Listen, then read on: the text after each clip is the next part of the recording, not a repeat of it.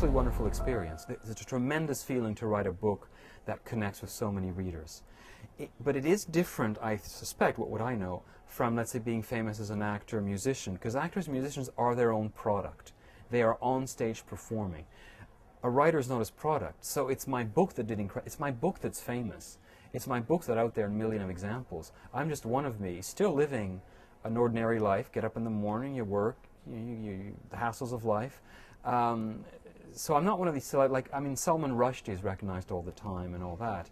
So it's the book that's famous, less so me. In fact, I suspect most people recognize the book Life of Pi and then say, oh, right, him, because it's a slightly odd name, and but it's a delightful experience. There's nothing more fulfilling than being creative, and then to have one's act of creativity connect with so many people is extraordinarily gratifying, and I'm eternally grateful for it. It's some of my best experiences with Life of Pi have been touring, meeting readers, engaging with them, because they read so much into your book, of course. It becomes a very personal experience.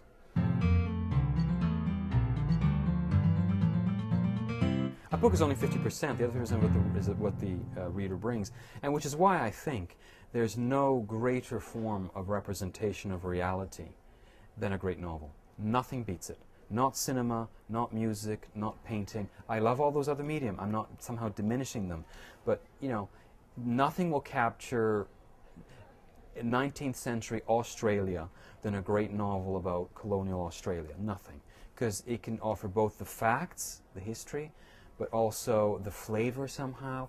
And if it's a great artist, they can intuit their mind, they're back to what the place would have felt like, the psychology, the emotion. So it can provide everything. To me, fiction is the last truly great form of democracy. In a sense, it's a true democracy where everyone has their vote, and it's an extraordinary forum for freedom and for experimentation, which is why it's sometimes shocking. There is nothing moral about art. It's not necessarily amoral. It could be immoral, but it's essentially, it says this is what life is like from the point of one person. So it's highly personal, and in that incredibly refreshing. There's much less conformism in the creation of art than in anything else. That's why I often equate art and religion. Now, of course, they're not the same thing in the sense, but both addressed the big picture. Both ask big questions, and religion posits more solutions than art. But to me, art is about asking questions. Politics is about giving solutions. Art is about big questions, and in asking those questions, you may be starting to answer them.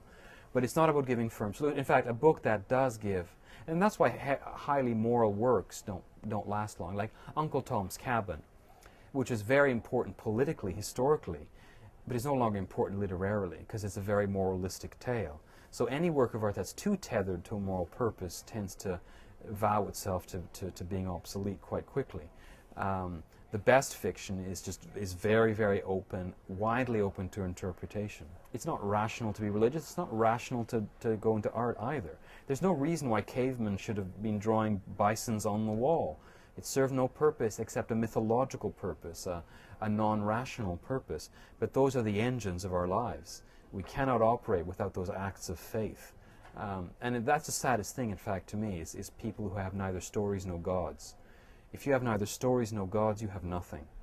And so people who are driven by economics, and I'm not saying that there's not want. Of course there's want, but even in periods of want, you should be driven by art and by religion. Those are the key motors, as I said, stories and gods.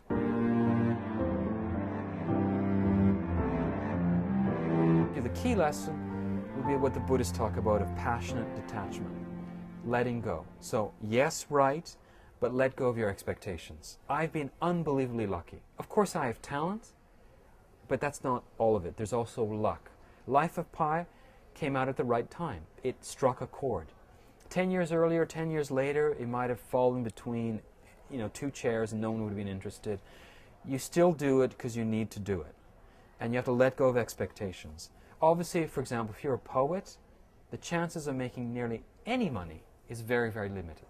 The chance of having a massive readership is very limited. Plays, same thing, it's very hard.